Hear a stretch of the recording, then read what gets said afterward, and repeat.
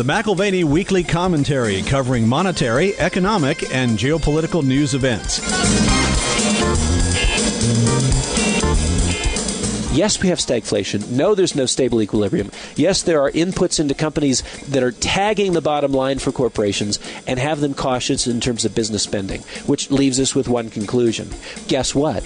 Early 2017, the markets are likely to be roiled because the only Hail Mary is fiscal policy spending, and you can't snap your fingers and make it happen. Now here are Kevin Orrick and David McAlvany.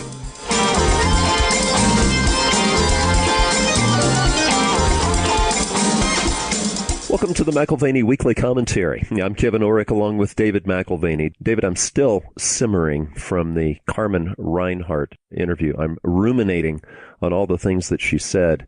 It was amazing to me to have somebody from what I would call sort of behind the curtain, sort of from the ivory towers, from the Jackson Hole meetings, the meetings with central bankers, and, you know, the giving of and taking advice from. This is somebody who shared with you last week what people really need to be looking forward to, because these are the people who will probably make the policies. Well, so it's just reality. Whether you like it or not, this is the way the direction of policymaking is going. These are the kinds of things that policymakers are thinking and being advised upon. And it should come as no surprise when there are realities which you encounter within the financial system reflective of the kinds of conversations we've been having really for the last couple of years, but it comes into focus when it's not you and I saying it, when it's actually an advisor to the policymaker who says, hey, this is the conversation we just had, and it's coming down the pike. Well, and I mentioned to you last night when we were talking, I said it used to be fun when we would call something a conspiracy and try to prove why something was happening. But when people are actually looking back and saying, yes, it's not a conspiracy, this is truly the plan, and it's for your own good, it's definitely worth taking note. So the question is, how do we respond? Is our response one of just taking it in stride and saying, oh, okay, well, then I guess that's the way it is? Or do we look and say, why is it that we object to this? Is there something fundamentally missing from the equation? Something like permission granted, something like the freedom to opt out, right? Things that correspond to our basic notions of political philosophy and the role of government in our life, where we would say, actually, these are very fascinating ideas, but just so you know, there are two ways to approach. Of course, there's many more than two, but there's at least two ways to approach public policy choices.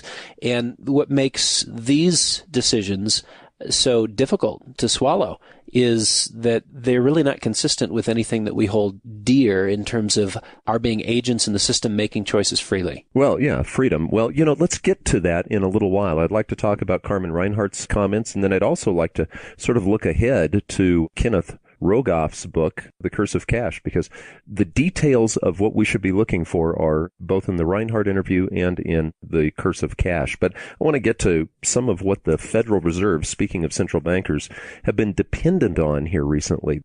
We call it data dependence, but is it really data dependence, or is it just coming up with a number dependence? Data dependence conveys that what they're doing has rhyme and reason. The issue is, of course, that the goalposts that they've used, what they've defined as data dependence, or the goals that they have in mind, they've shifted. They've shifted very frequently throughout the last 5 years, so many times that it's almost not worth counting. And so what does the Fed do now in this environment where, again, data dependence, they should have raised rates several years ago and they didn't because, again, those goalposts have been moved. Right. Now all they can do is make blanket promises. And to what effect? What is the effect of making a blanket promise? Well, it creates investments in places that normally would not be invested in. Well, right. And that's exactly what we saw following the Mario Draghi blanket promise of I'll do whatever it takes. We saw risk reflected in interest rates all of a sudden move from very high numbers over the course of 3-4 years to negative numbers in many cases, where the problem countries in Europe, the peripheral European countries, which had been called the pigs, using the acronym sort of unceremoniously, these are the ones that all of a sudden their 10-year treasuries were yielding less than the U.S. 10-year treasury, as if they were a better credit than the United States. And that, again, you make a blanket promise. And as you say, what's the effect? You have malinvestment, which is to say a misallocation of capital towards riskier and riskier assets. And now you look at the markets and you have to say, well, where do we go from here? The Fed is very much along for the ride from this point forward. And arguably they have been up to this point as well. If the markets swoon, what are they going to do? They'll reverse course instantly. And which led? Was it the market or the Fed? Was the Fed decision-making what drove the markets, or was the market actually driving what the Fed was doing? Well, and I thought that was interesting last week when you asked Carmen Reinhart if possibly price stability, which is one of the Fed mandates, has moved from prices of apples, oranges, milk, that type of thing, to just stability of the market. Have you noticed how the stock market, every time it gets near 18,000, somebody steps in and says, oh, no, we don't like 17,990. We want it above 18,000. That's a new form of price stability, I think. Well, that's right, because it's basically taken that notion of price stability into the twilight zone. It used to be that price stability meant prices of goods and services. And the stability mandate was dealing with the value of the currency as it was reflected in the price of goods and services. Now the price stability mandate has to do with asset prices, specifically stocks and bonds. And that was clear as we talked to Carmen Reinhart last week, that somehow there's been some confusion in terms of the language. But price stability now means broad financial stability, which means controlling the prices within the financial markets. That's a far cry from quote-unquote price stability as it relates to goods and services reflected by the stability of the currency itself. Well, and price stability comes in a lot of different forms. I mean, they can actually intervene on a market and buy stocks these days, and we can talk more about that later. But literally, verbal manipulation seems to be the major way that they go about it. I mean, the Fed's meeting with the Bank of Japan this week. We'll probably have some surprise statements coming out. One may move the market up, one may move the market down, but they seem to balance their statements to balance the market. Right, and that's what we have on the docket for this week. The Fed meets, will announce a rate increase, probably of a quarter point. Maybe they'll do nothing. But the Bank of Japan, they'll also meet. And will they promise the sun, moon, and stars, or will they acknowledge that negative rates are crushing the financial system? Some of your biggest banks in Japan, just like your biggest banks in Germany, have been crying foul. The consequence of negative interest rates is that it's stripping profitability and putting them in a very precarious place, where if they continue down this road much further, the very viability of those firms is in question. So you have those two meetings, the Bank of Japan and the Fed this week. Wednesday and Thursday will prove to be very interesting in terms of market dynamics. There's potential for a lot of volatility. After the meetings, what do you have next? Very little except the unannounced or unscheduled speeches from various monetary policy makers. To balance perception. To balance perception and to correct the direction of a market and sort of guide it a little bit more. Look at what happened a week ago. We had the markets falling apart Friday, week before last. And that was on the discussion of higher rates. That was Friday. Market closed weak. But by the time the market was closing, there was a last-minute announcement that Lyle Brainerd would be speaking on Monday. And one of the reasons you would do that is so that there's not panic that carries over from Friday into the Monday trading market. Well, they've trained people that if the markets go down, somebody's going to talk about something that might be dovish, what they would call dovish, that would push the market back up. Right. So Lyle Brainerd makes the unscheduled speech on Monday, buoys the markets with dovish insinuation, and really talk is all they have after the 21st of this month. Here's a direct quote from Brainerd's speech last Monday. Japan remains greatly challenged by weak growth and low inflation. Indeed, it is striking that despite active and creative monetary policies in both the euro area and Japan, inflation remains below target levels.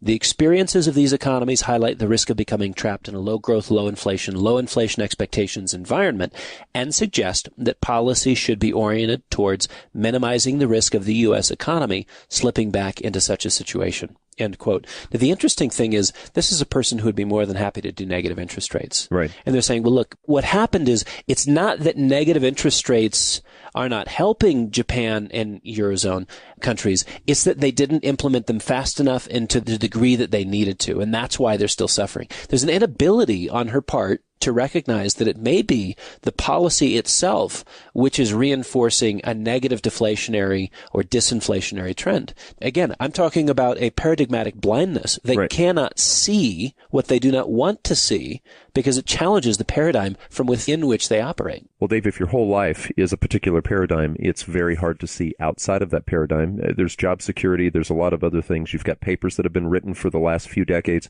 So you have to stick with the paradigm and make everything else fit. Right. The challenges of weak growth boil down to one thing, whether it's the U.S. economy, Japan, or Germany in the Eurozone, it's too much debt. Right. There's too much debt in the economy, and there's not enough economic activity to stay on top of or ahead of that mountain of debt. Well, and Carmen Reinhart brought up last week the debt overhang, and you two both discussed the fact that now that they have allowed this debt to get as large as it is, the growth may be stalled for the next 24 years. Well, that's right. I'm looking at a number of papers sitting here in front of me, An Anatomy of Credit Booms and Their Demise, Under What Circumstances Can Inflation Be a Solution to Excessive National Debt, Some Lessons from History by Michael Bordeaux, one of our previous guests, The Liquidation of Government Debt by Carmen Reinhart. These are National Bureau of Economic Research contributors, and they point to two primary solutions supported broadly by most academics today. Number one, you inflate away the burden of debt, or number two, you use financial repression as a means of passing the burden around,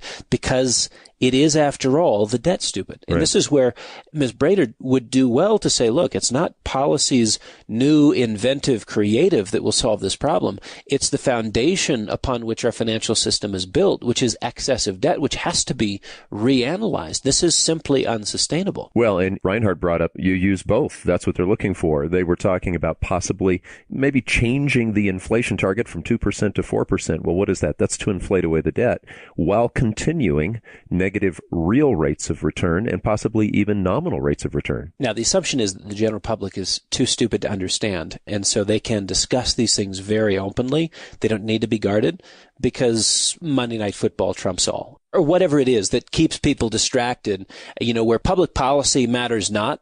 Entertainment matters everything. All right, now, but you're hitting me where it hurts, okay? Because last night I was watching Monday Night Football with the clicker set to go back to Dancing with the Stars, back to Monday Night Football, Dancing with the Stars, Monday Night Football. But I was reading Ken Rogoff's book, okay, The Curse of Cash. That's right. Well, sometime in October we expect to visit with Ken, and you may wonder, why do we have these conversations if, in essence, we're not learning anything new? Well, here it is. I may have formed opinions, and I may have begun discussing some of these ideas like financial repression 2, even 3 years ago with our clients. Right. But at that time, the ideas were sort of locked away in the ivory tower. Mm-hmm. And so, sure, reading through countless academic papers, it was just as clear then as it is now what the options for central planners would be, and that those options were narrowing, that they would either have to inflate away the burden of debt or redistribute the costs of debt quietly throughout the economy using regulation, using rate policies. Then these are the only courses that the world's central bankers had available to them that were politically viable. There's other things that they can do, but these are the most politically viable. Dave, at those times, you were coming to your own conclusions, not based on what they were saying, but what you could see as a natural outcome of their policies. Now, can you believe the candor that they're coming out? They're just coming right out, bold-faced, and saying, yes, we are going to need, well, I'm going to use Carmen Reinhart's words, we're going to need to find an opaque way to pick your pocket. Right. So what's novel is the candor and openness on these topics now expressed by the advisors to policymakers. And it's important that you hear it from the horse's mouth. Right. The Fed is trapped. The central banking community is desperate, and they're in hopes of a miracle. But in case that miracle does not arrive, they're going to do what they can to keep a game face on and say, well, here's exactly what we need to do in the context of the next crisis. Central bankers do have options. Yes, they do have options. What are those options? Well, to a large degree, it's socializing the negative costs associated with economic rebalancing. It's on your back, Dave. That's what it means. That's right. We're going to take over indebtedness in the system, again, which Lyle Brainerd would say, that's not the problem. We just have to figure out the right policy to deal with our current environment. Well, it is the debt, stupid. Well, all right. I want to roll back the time just a little bit here. Okay, let's go back to Princeton back in the early 2000s, all right? And you've got a paper that's being released by a guy I had never heard of, Ben Bernanke, and he's talking about helicopter cash, and he's also talking about how we can avoid the next depression. Now, little did I know, he wasn't just talking about something he was interested in, but I think he had a future event in mind, a future position possibly at the Federal Reserve. Do you think Rogoff is gunning for some sort of position himself? It certainly seems that way to me. I mean, if you look at most of the papers and most of the books that he's ever published, they're co-authored pieces. Right. And he's a major contributor, of course, but so are the other co-authors. Right. The Curse of Cash, there's no other name on that cover but his. Right. And I think he's basically saying, in the context of the next crisis, I will be the policy implementer. I will be not only the grandmaster chess champion who wins privately, but I'm going to win publicly for everyone. And by the way, this is not just a policy advertisement. This is a personal advertisement. Ken Rogoff is for hire for Treasury Secretary. Well, okay. All right. So let's look at this possibly, because he is, just reading his book, he brilliantly writes about something that I personally don't care much for seeing happen, which is the elimination of cash, which Carmen Reinhart brought up last week as a way of creating a captive audience. Now, speaking of captive and captured, you had passed over something that I think people may not know. Ken Rogoff is one of those few people in the entire world alive right now that's called a GM, a Grand Master. And I don't know how many there are, but there are thousands of masters.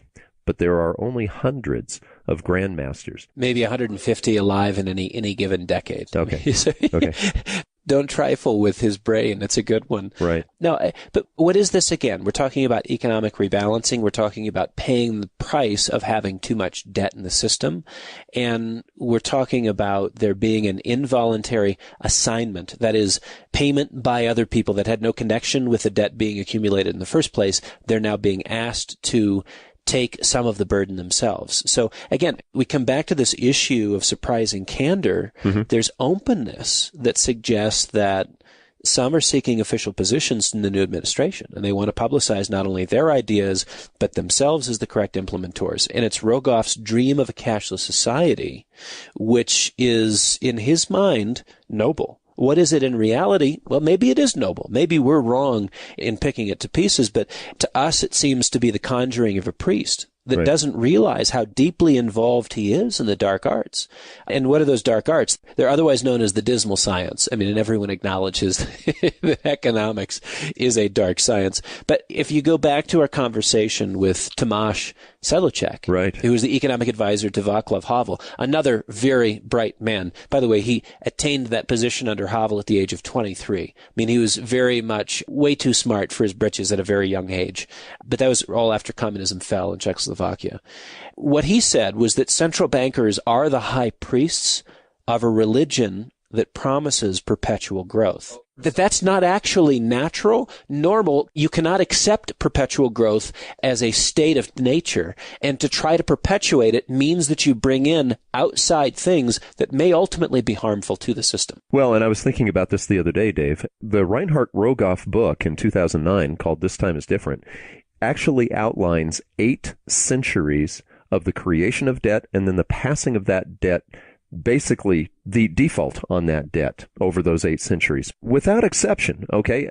The governments go into debt, they then somehow default. Like Carmen said, it could be reworking the terms, or it can be an outright default, like we saw with all the countries that were in Europe in 1934 on America. Now, with that being said, okay, these systems really are designed for future theft. That's what debt is. If you go into debt, or let's say you borrow money from me with the understanding that you will default on that debt, that's the same thing as theft. I'm taking your money today yes. with the awareness that it's not going to all be paid back. Right. It's certainly not fair dealings. This has become policy. After these studies, they've said, well, this is how we're going to do it next. We're going to default on this debt. Now, the default will be done in a way, in this case, financial repression, higher inflation, lower interest rates. Over time, that inflation eats away at that debt, and it just supposedly goes away through correct management. Or lower nominal rates altogether. And so Ken, as an academic,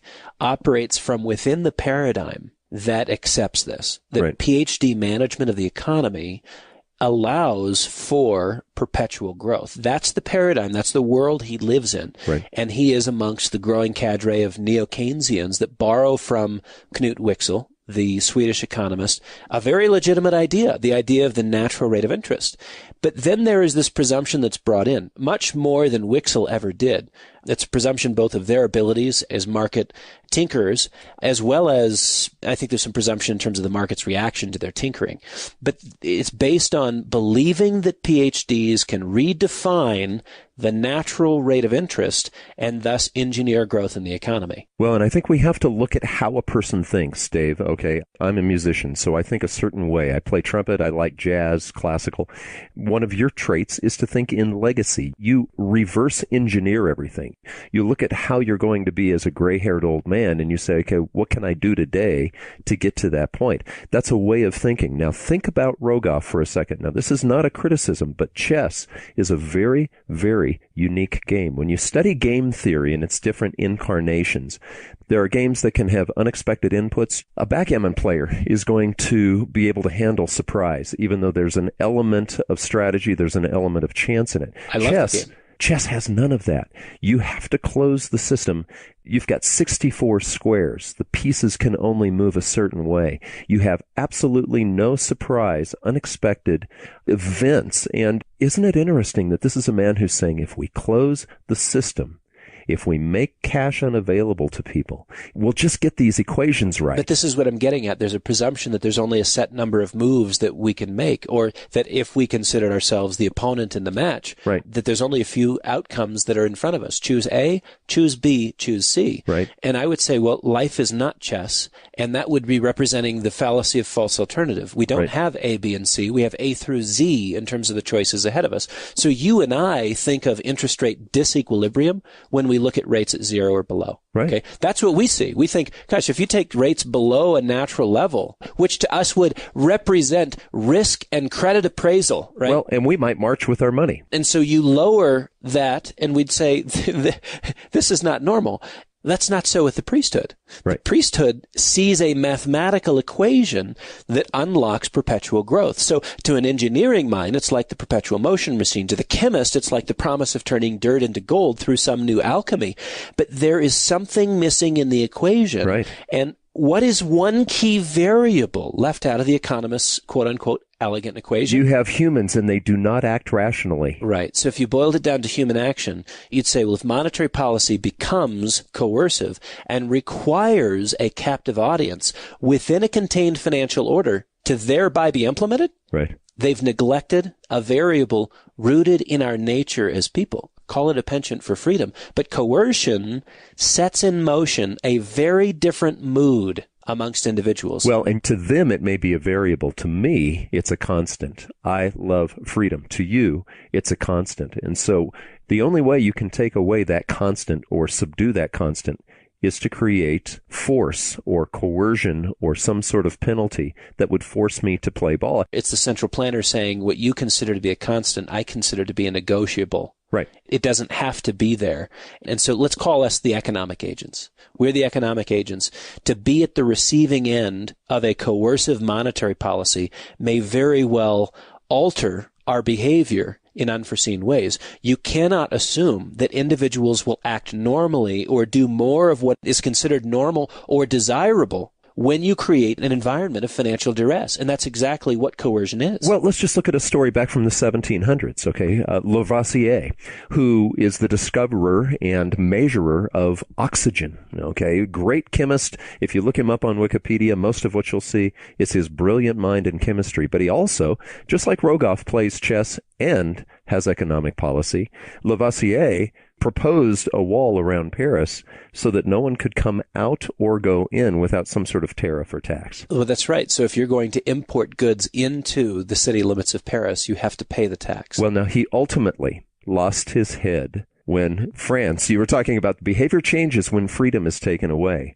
Part of his behavior as far as trying to create captive audiences cost him his head, and it actually cost science about 100 years of new discovery because he was a brilliant man. Right. Well, I think this is what ends up being dangerous. And this is by no means threatening. It's just a reality. When you begin to corner people and say you only have options A or B, if they're not in their best interest, if they feel that their survival or well-being is challenged by the limited options you've provided, you may find that they force option C. And if they have to go through you to get to option C, That's Lavoisier. The wall fell apart. The revolution destroyed what was a nice closed system of massive taxation. I mean, this is a 27-kilometer wall around Paris. Right. Do you know the expense that they went to capture the tax franchise, to make sure that they had a solid means of taxing individuals as they came and went? Well, and once the people rebelled, anyone that was considered elite, there was no one above losing their head on the guillotine. Right. So the problem is you can lose a lot in terms of academic talent when there is a revolution of that kind. Carmen noted last week that the key to operating the dark arts of neo-Wixelian Keynesianism, which is what we're talking about when we're talking about redefining the natural rate. It's a combination of Keynesian demand management on the one hand and Wixelian redefining the natural rate management. That's what they're blending. How do you do that? How do you operate in those dark arts? Opacity. If you're going to pick someone's pocket, you cannot let them know you're doing it. So again, consider the genuineness of her concerns. Yes, she's an academic. Yes, she's in the ivory tower. And yes, she is calling a spade, and I really respect that. She sounded concerned to me. I mean, she may be within the walls talking about these policies, but I think she understands them and is concerned. My guess is that she probably is thinking more about the future, right? More about her son, her retirement, than she is the next political appointed position. Yeah, you're right. You know, I was listening to her thinking, what is it that drives her? You know, what drove her to do that massive amount of research for the 2009 book with Ken Rogoff? And really, I think what drives her is her fascination with debt overhangs, that these debt overhangs are always created and then always transferred. Yeah, she wrote a paper. This is one we did not mention last week, but this was back in 2011, the liquidation of government debt. And it was also something that she used as a presentation for the Bank of International Settlements, June of that year. And it's a fascinating study. But in a period of debt overhangs, that is, when a country has too much debt, which we discussed last week, relief comes in a number of forms. The two that are targeted now, negative rates, like higher rates of inflation, it reshuffles the debtor deck and it disperses the cost of debt across a much broader audience. And you heard this notion discussed a long time ago from our friend in Edinburgh, Russell Napier. Right. Because again, it's a question of choosing the winners and choosing the losers. We're in the phase where winners and losers are being sorted, they're being designated. And for you to hear this from me, you've probably heard it too many times, and quite frankly, who cares? But for you to understand that our analysis reflects the real world, like it or not, and that real world is being shaped by policy advisors and policymakers, you need to hear from someone other than me that you should, and I'm going to quote Carmen, never underestimate the government's ability to create a captive audience, end quote. Never underestimate the government's ability to create a captive audience. For those that are not tuning in, it reminds me of Buffett's comment on playing cards. Do you remember when he says, if you can't figure out who the patsy is at the card table, it's probably you. Okay. Yeah, it is me. So what is our preference? Our preference is that you as a listener avoid the patsy status, that you avoid being financially corralled into assets that will separate you from your hard-earned money. That's it. Well, I'm going to roll back also to something that Carmen said. You know, I mentioned the 24 years of slow growth. And, you know, with this debt overhang, debt creates slow growth over time because you have stolen from the future. I'm thinking about some of the things that are in the news right now where you have all these tankers that are just floating and not able to deliver goods. I mean, imports into Southern California ports are in free fall at this point. Yeah, well, this is the time of year when major product shipments are made from Asia, China specifically, but from Asia, and they come over to the United States. Gearing up for the holiday. Gearing up for the holiday selling season. So retailers are bringing in the goods at this time of year for holiday buying, and you've got imports into Southern California ports, which have declined this last month by 4.3%. You've got LA, which is actually up about 1%. Long Beach is down 10. I don't know if you've ever been through the Long Beach port, but it's massive. Huge. Yeah. It's huge. So at the same time, you couple that with restaurant traffic, which is also falling. And what it communicates to me is that the consumer is cautious.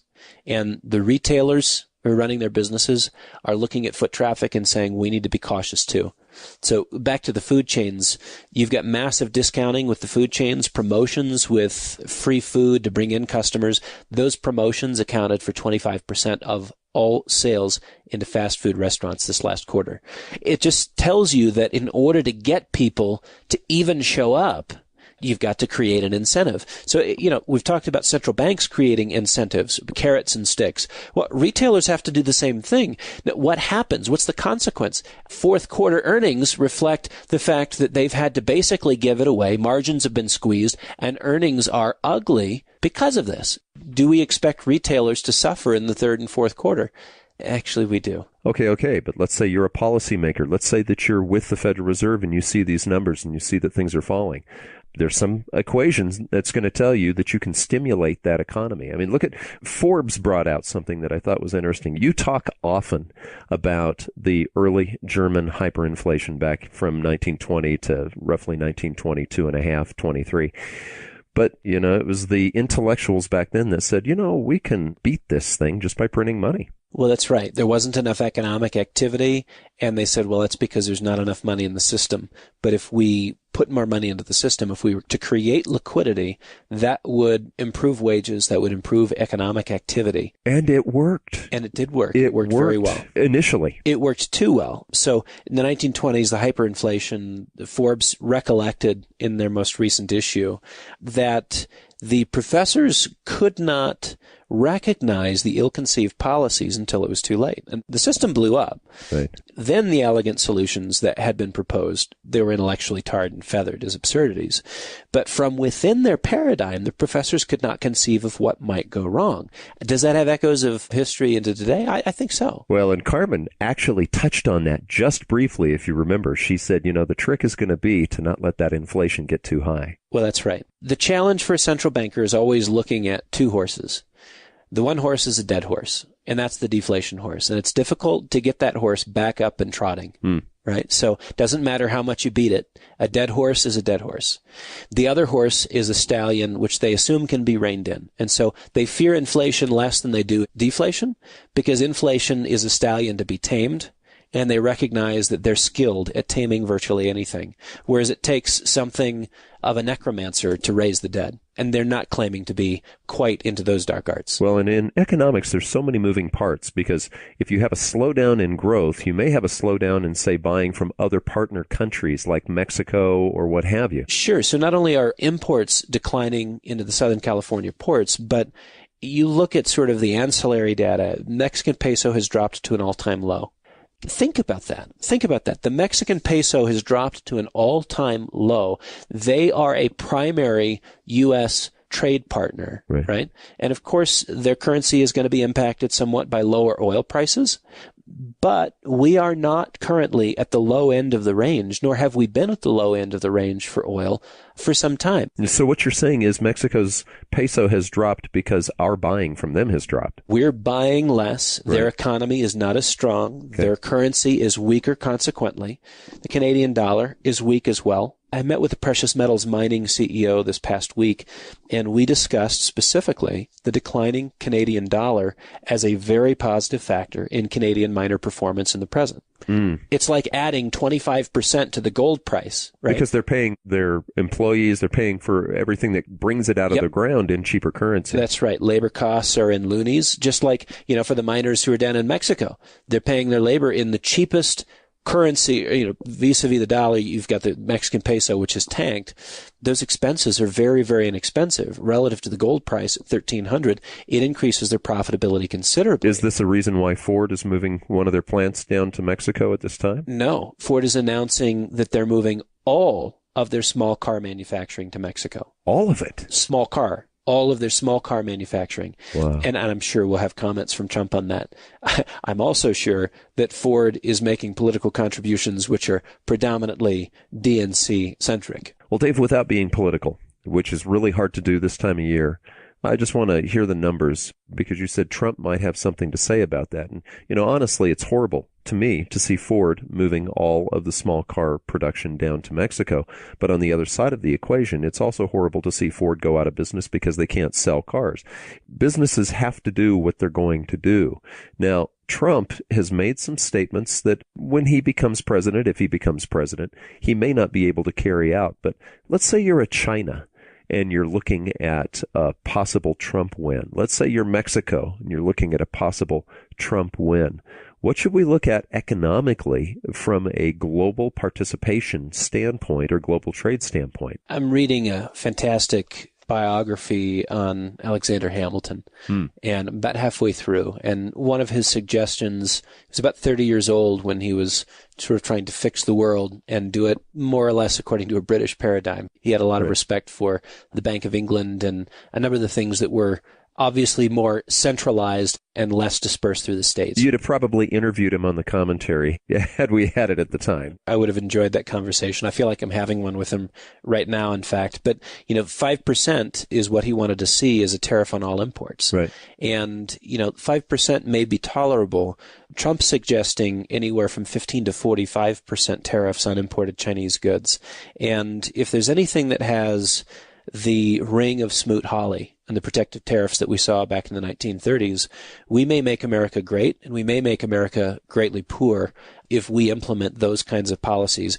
Consider this. This is not only an international relations gaffe, but an interconnected global economy where we're throwing on 45% tariffs onto imported Chinese goods means that the Chinese GDP basically goes to the slaughterhouse. Kevin Lai at Hong Kong's Daiwei Capital Markets has done the numbers, and a 45% tariff on the goods that are imported from China into the United States would cost Chinese GDP 4.82%. In other words, close to a 5% markdown in their total economic activity, gross domestic product. And I can tell you that is beyond catastrophic. If it's not 45%, the tariffs from Trump, it's 15%, then you've got a hit of 1.8%. Minus 1.8% of Chinese GDP would be cut. And you got to know that that is not something that inspires kindness and gentleness on the part of the Chinese. Right. That kind of economic pressure experienced domestically is going to find expression internationally, and I don't think we're going to like what we find. I have to think sometimes things are said for political reasons because people just don't understand, and then things are done quite different when the person takes office. I was talking to Senator Kent Lambert, who we've had on this program, and he had a meeting with Trump's economic advisor, who is very libertarian in his thinking and non-tariff in his thinking. So I have to wonder what actually will happen if Trump actually takes the White House. I would imagine a lot of the strong things that he's saying right now are probably going to have to be softened up as they run the numbers. It reminds me of what Cicero said. You can't hold me accountable for what I said yesterday. So much has changed since then. Right. I'm a free agent is what he said. That's right. That's right. Yeah. Well, Dave, talking about Trump possibly changing his mind once he gets into office, if he does, red tape seems to be one of the things that really slows businesses down. And, Republicans and Democrats both a lot of times create red tape, but Trump being a businessman, he has said that he would cut red tape. And right now, businesses seem to need it. You just look at things differently if you have some operating experience in the world of business. You look at healthcare costs and you talk to anybody who owns a business. And since Obamacare has come on board, last year up 20%, the next year up 60%, healthcare costs are ratcheting higher and higher and higher. And that's a significant burden that many business owners say is pressuring their business viability. Okay, so there's that aspect. That's just an illustration of you bring somebody on who has some business experience, who's actually made a payroll payment. Right. And there's a different perspective that's brought. I mean, the world is different. Different countries operate differently. And there's ideas of the way things should be. You try to start a business in India, and it'll take you years to cut through the red tape. There's other places where it's a matter of days to get a business license and boom, you're up and running and going. Right. And you're good to go. We still have one of the freer places in the world to start a business with relatively limited red tape. But what's interesting, I was reading an article from Business Insider, and it suggested this, that the number of new businesses in the U.S. are collapsing. And it's a bit of an issue. And I don't know what really is causing the collapse in new business startups. I don't know if that's a demographic issue. I don't know if it's a, perspective issue. People coming out of college today are less risk prone, or I really don't know how to wrap my mind around it. But most activity seems to be in mergers and acquisitions, not really creating something new. There's not a lot of new creation. There is a lot of gobbling up. Mergers and acquisitions, you're right. 30,000 a year is what we're averaging these days. In the 1990s, it was about 11,500 a year. And so bigger firms continue to get bigger and bigger and bigger. And that's true whether you're talking about manufacturing or banking or what have you. Top 5 in banking, in the year 2000, they had 25% market share. And today, the top 5 banks have 45% market share.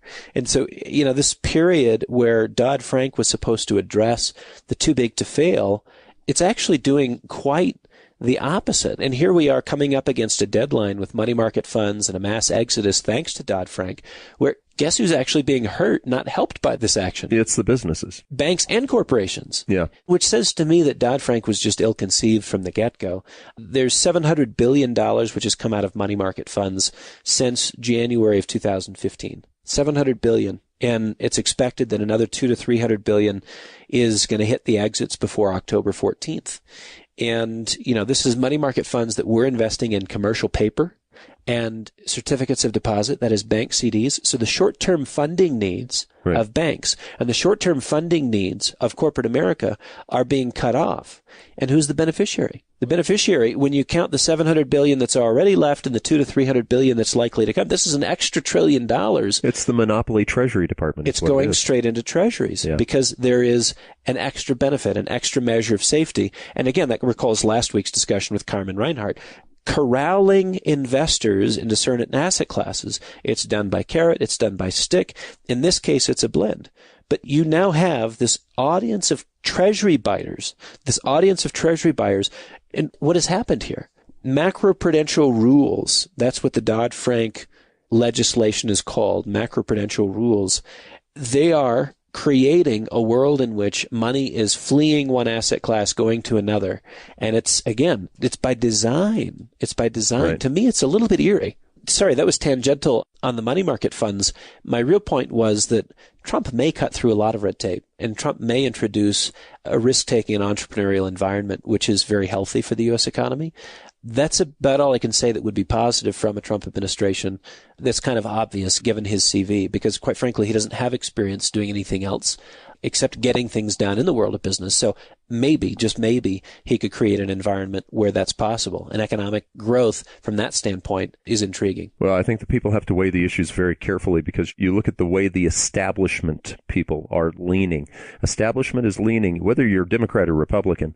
Over on the Hillary side, this morning, George Bush Sr. announced that he will be voting for Hillary. Hillary. Well, of course, he's going to be voting for Hillary. He really did. I was joking. You're kidding me. No, I'm not kidding. And because there's an establishment that really doesn't want to see things shaken up, and Trump scares them. Now, again, I'm not campaigning for either side. No, but that's what my dad would say. My dad would say, look, I'm interested in Trump because he's not the establishment, not because of anything else. I'm not saying that he's a good person. I'm not saying that he's a Christian. I'm not saying that he's talented or he's the best man for the job. We've already proven that we've put on the table 2 people who are not qualified for the job. But between the 2, who is anti-establishment, who is not establishment? It's Trump. He's scaring the status quo. And I'm thinking also of Greenspan. Okay, look at what Greenspan said just recently. It's fascinating. What do we have ahead of us? Greenspan says we have stagflation, no stable equilibrium, rising Social Security and health care costs, which are crowding out private investment, which means corporations can't spend their cash because they expect to see their budgets go up in areas that they're not able to control. Yes, but he still says he fears the crazies that might take over. I fear the crazies taking over, and I'm frankly not sure who he's talking about. He was around under the Clinton administration, and things were not exactly sane. But it could mean Hillary's deplorables as well. I mean, I don't know. Right. But listen, when Greenspan reflects and says, we have stagflation, do you know what he said? He said, number 1, inflation rates are higher than you expect, higher than they're being reported. And number 2, growth rates in the economy are lower than being reported. We have stagflation. That's very significant. Love him, hate him. Remember his idealistic days. Remember his more pragmatic days. However you think of Alan Greenspan, I think he's hitting the nail on the head. Yes, we have stagflation. No, there's no stable equilibrium. Yes, there are inputs into companies that are tagging the bottom line for corporations and have them cautious in terms of business spending, which leaves us with one conclusion. Yes, we have to see more fiscal spending if we're going to see the economy not go into free fall. And that's a politically contentious idea, which means, guess what? Early 2017, the markets are likely to be roiled, because the only Hail Mary is fiscal policy, spending, and you can't snap your fingers and make it happen. Well, it's going to happen on either side, too. It's going to either be Republican or Democrat. Whoever you vote for, there will be fiscal spending. That's right. That's right. Maybe you heard it here first. If Hillary's elected, 6 months into her term, guess who the Treasury Secretary is who's appointed? You wouldn't be thinking of Ken Rogoff, would you? Anything's possible. The curse of cash is maybe just the beginning of a brave new world. Just a walk down memory lane. This month, 87 years ago, the stock market reached a level that it would not return to, that it would not see for 25 years. After posting record highs on September 3rd, the market became very volatile. It registered valuation levels that were suggestive of low future returns, which is a polite way of saying that if you'd overpaid for something in the late 1920s, you were going to take your lumps. You were going to take some big ones over an extended period of time. And it was over a month later that the market had its October crash. But there weren't the detractors. There was somebody out there at that time that was crying foul, and he was saying, watch out. Babson, among others, but Babson was a budding economist of the day. And this would have been in stark contrast to Irving Fisher. Irving Fisher, who would have said, look, now's the time to back up the truck. You want to own stocks. He was recommending stocks up until Black Monday. Isn't it amazing that when you talk to central bankers, they almost always quote Irving Fisher as the guru? But Babson, who the college is named after back on the East Coast, he had said for 2 years that there were bubble dynamics that were brewing and that ultimately the market was going to burst. Yeah. And then in early September, he came out and he really narrowed his focus and he said, sooner or later, a crash is coming and it may be terrific. And I think those are words that echo with relevance into the present day. What about buy and hold, Dave? What about buy and hold? You're always going to make money if you just hold it long enough. Well, that's kind of Jeremy Siegel's notion that you buy stocks for the long run and hold them, and ultimately they outperform. And ultimately we're all dead too, so ultimately I'm not sure that it matters. But if you live long enough to see a recovery... Well, how long did it take the last time? Well, that's what I was getting at. 25 years is a long time to go from buying an overpriced asset to seeing it just get back to break even. And that's how long it took, 25 years from 1929 to get back to break even. That's right, so about 1954. So 87 years later, reflecting on the market turmoil of the Great Depression, in this environment, two assets make a lot of sense, cash and gold. And if you give me a break, a decline in the market, a significant decline in the market, and lower valuations in equities, considerably lower, then there's all kinds of assets which would be compelling again. And until that time being, I think the sidelines is advisable. If you have the skills as a portfolio manager to hedge risk in your portfolio, that's fine. Otherwise, being in the market today, if you're not actively hedging those risks, it's like putting snakes in the sandbox and then letting the kids go play. Sometimes it's better that you just don't play. You've been listening to the McAlvany Weekly Commentary. I'm Kevin Orrick along with David McAlvany. You can find us at McAlvany.com, McAlvany.com, or give us a call at 800-525-9556. This has been the McAlvany Weekly Commentary. The views expressed should not be considered to be a solicitation or a recommendation for your investment portfolio. You should consult a professional financial advisor to assess your suitability for risk and investment. Join us again next week for a new edition of the McAlvany Weekly Commentary.